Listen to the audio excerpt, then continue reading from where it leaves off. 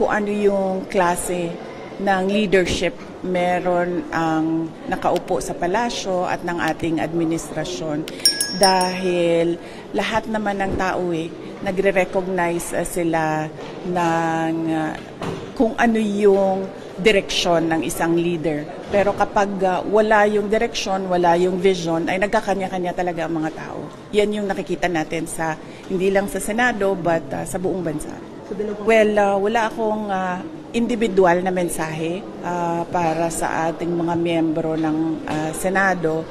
Pero dahil sila ay hindi dalawang grupo kundi isang institusyon, ay dapat pag-usapan noong 24 kasama yung mga nakulong kasama yung nagtatago kung ano ba dapat ang prioridad ng kanilang institusyon at ano yung kanilang trabaho na naaayon sa ating saligang batas.